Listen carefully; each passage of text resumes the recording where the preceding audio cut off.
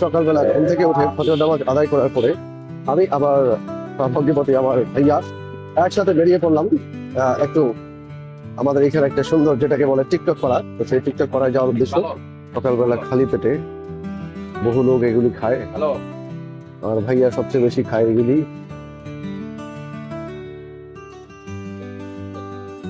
এই জিনিসটা কি? এটা কি গাছের শিকড়? এটা শিমুল গাছের শিকড়। আর সাথে কি কি দিবেন? এটা চাবায়া। এই শিমুল গাছের শিকড় চাবায় খেলে কি হয়? উপকার কি? গ্যাস গ্যাস কমে। ভাইয়া শিমুল গাছের শিকড় চাবায় চাবায় খাইতেছে এটা। তো আমার জন্য একটা রেডি হচ্ছে। শিমুল গাছের শিকড় জীবনে কখনো খাইনি আগে পরে, আজকে লাইক ফার্স্ট টাইম এই যে শিকড় নিলাম। কেমন পিছলে পিছলে বিজল বিজল টাইপের, ভিতরে কোনো স্বাদ নাই। মানুষ হয়ে বানরের মতো খাদ্য খাইতে দিতেছে। তো সম্ভবত ভাই এটা প্রায় সময় খায়। ভিতরে এটা বিজল বিজল টাইপের, এটার কোনো এরকম স্বাদ নাই এটার কাছে। এটা যত ফালতু স্বাদের মধ্যে একটা। আপনার কাছে কি এটা স্বাদ লাগে? স্বাদের জন্য খায় না, ফ্যাট ক্লিয়ারের জন্য খায়। ফ্যাট ক্লিয়ারের জন্য খায়, স্বাদের জন্য না। স্বাদ যদি মুখের মধ্যে না লাগে ওই জিনিস খাওয়া যায় গাইস? আপনারা বলেন। ভাইয়ারটা খেয়ে ফেলছে আরো 5 মিনিট আগে, বাট আমারটা এখনো চলতেছে। আমার ভিতরে যায় না, রস উঠে না। কি জিনিস এটা আমি জানি না। উনি তো খায়া বিন্দাস হাঁটতেছে, কিন্তু আমি তো এটা শেষ করতে পারতেছি না। দুর্বল মানুষ, অল্প বয়সে দুর্বল হয়ে গেলাম। সকাল সকাল এখানে প্রচুর লোকের আগমন ঘটে। আশপাশে হাঁটার মতো খুব একটা প্লেস নেই বিধায় এখানে বেশ কিছু লোক জড়ো হয়। পরিবেশটা অনেক সুন্দর সকালবেলা। তো আমি আমার ভাইয়া একসাথে আজকে হাঁটতে বেরিয়েছি। আর কখনো হাঁটা হয় না, বিশেষ করে এত সকাল তো উঠতেই পারি না। আজকে প্লাস বেশ কিছুদিন হয়, বেশ কিছু মাস হয় যে আল্লাহ পাকের ইচ্ছা মেহেরবানিতে সকাল সকাল উঠতে পারতেছি। এখানে প্রচুর পরিমাণ লোকজন আছে, জায়গাটা অনেক সুন্দর। আর এটা হচ্ছে বাংলাদেশ ডাক বিভাগের প্রধান শাখা। এখানে ডাক বিভাগ অধিদপ্তর আগারগাঁও। যে মানুষ আরো কত কত লোক দৌড়াদৌড়ি করছে, সবাই physical exercise, physical strength, stamina ধরে রাখার জন্য। পিছনে আরো আছে অনেক। তো এখানে আমরাও আছি তাদের সহযাত্রী। কত শত লোক সকালবেলা মর্নিং ওয়াকে বেরিয়েছে, যে যার যার মতো দৌড়াদৌড়ি করছে, লাফালাফি করছে।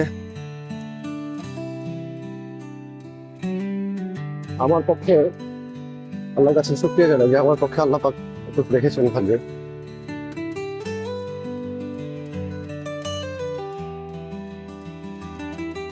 এত লোক সকালবেলা ঘুম থেকে উঠে, মানে বিশেষ করে এই এরিয়াটাতে জিয়া উদ্যান, সংসদ ভবন, আশপাশে তো আরো আছে, সেটা বলার অপেক্ষাই রাখে না।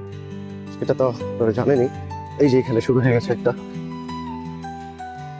এটা কি কলেজের কোনো স্টুডেন্ট নাকি নেভি? আচ্ছা, এখানে বাংলাদেশ নৌবাহিনীর অফিসার্স, স্টুডেন্টস, হয়তো বা তাদের ফ্যামিলি কেউ হইতে পারে। এখানে এটা হচ্ছে জোড়া জোড়া ভাষা। দেখে মনে হবে যেন পাগল হাসতেছে। তো সবাই একটু হাত নেড়ে নেড়ে আমাকে জানাচ্ছে। সকালবেলা আমাদের কাছে একটু যাই, ভিডিও করে দেখি কি বলে ওনারা। শেষ হয়ে গেল প্রশিক্ষণ। যাই হোক,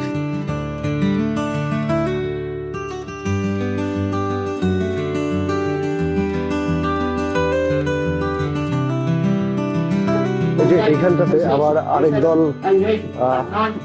মধ্যবয়স্ক, বয়স্ক লোক সবাই এখানে এক্সারসাইজ করছে।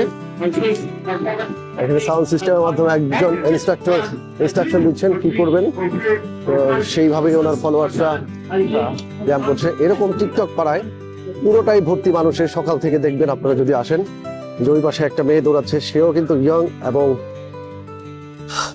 সুস্থতার জন্য সবাই এখানে আসে। পরিবেশটা অত্যন্ত সুন্দর, চমৎকার। সকালবেলা মিটি মিটি আলো। ওই দেখেন আরেকজন সালমান খান, একদম চোখের এই বন্ধের একটা গ্লাস লাগাই। উনি সম্ভবত কোনো জব করেন, মনে হচ্ছে যে ম্যারাথনে উনি দৌড়াইতেছেন। খারাপ না, ভালো। আমি ক্লান্ত হয়ে বসে পড়েছি। আমার হাঁটার মতো ক্ষমতা মনে হয় এই মুহূর্তে নেই, আনফর্চুনেটলি। ভাইয়া একা চলে গেছে আমাকে রেখে হাঁটতে। ওনার ভালো স্টেমিনা আছে মাশাআল্লাহ। আমি ইয়াং হয়েও, ওনার চেয়ে বয়সে কম হয়েও আমি ওনার সাথে হাঁটতে পারিনি। আল্লাহ পাক কাকে কখন কিভাবে রাখবেন সেটা আল্লাহ পাক ভালো জানেন। আল্লাহর কাছে শুকরিয়া, আল্লাহ পাক যেরকম রেখেছেন আলহামদুলিল্লাহ।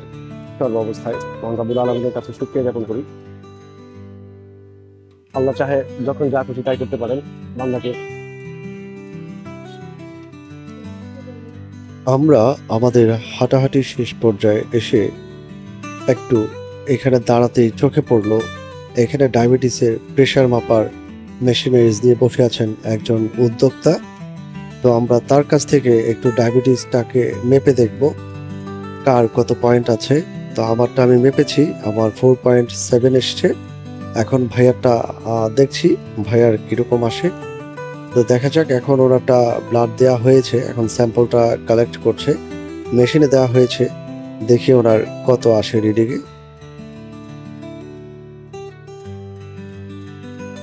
দেখতে পাচ্ছি মেশিনে 4.8, অর্থাৎ ভাইয়া আর আমার প্রায় সমান সমানই। দুজনেরটা। ভাইয়ার মুখে খুব সুন্দর একটা হাসি।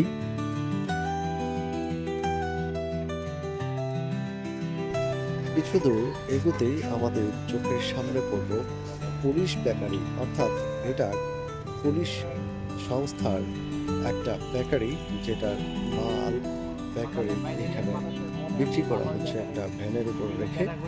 মোটামুটি মালগুলি এর আগে পরেও কেনা হয়েছে, খেতে বেশ সুস্বাদু, ভালোই। আজকেও খেয়েছি, বেশ ভালোই।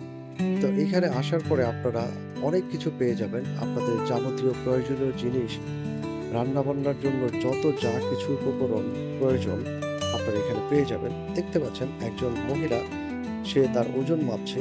এখানে ওজন মাপা থেকে শুরু করে আপনার বাসা বাড়ি, রান্না বান্না, নিত্য প্রয়োজনীয় জিনিসপত্রের মধ্যে সংসারের খুঁটিনাটি 80% জিনিস এখানে সকালবেলা থেকে দিন অবধি প্রায় বেশ বেলা পর্যন্তই থাকে।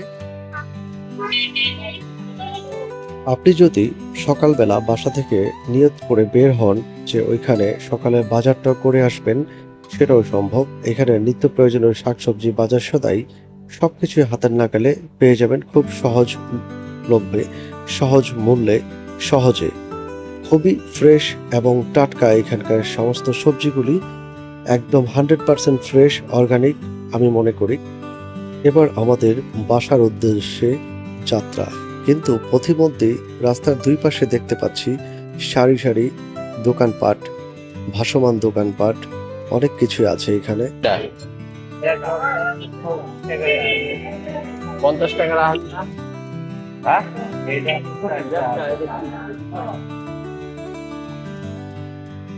দোকানদার 1 ডজন লেবুর দাম চেয়েছে 70 টাকা। আমরা সেটা দরদাম করে 60 টাকাতে এনেছি। 50 টাকা উনি দিতে রাজি নেই। লেবুগুলি অনেকটাই ফ্রেশ, তরতাজা একদম। কি নেই এখানে? হাঁটতে হাঁটতে দুপাশে রাস্তার ধারে দেখতে পাচ্ছি মুরগির মাংস থেকে শুরু করে গরু, ছাগল, হাঁস, সব খাসি, এখানে সবকিছুর মাংস অ্যাভেলেবেল পাওয়া যাচ্ছে। খুবই ফ্রেশ টাটকা গরুর মাংস বিক্রি করছে, ডিম, তারপর কলা আছে।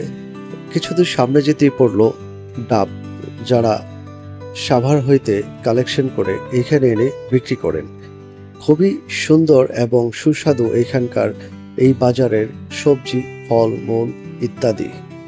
জায়গাটি ঢাকা আগারগাঁও 60 ফিট নির্বাচন কমিশন ভবনের এরিয়ায়।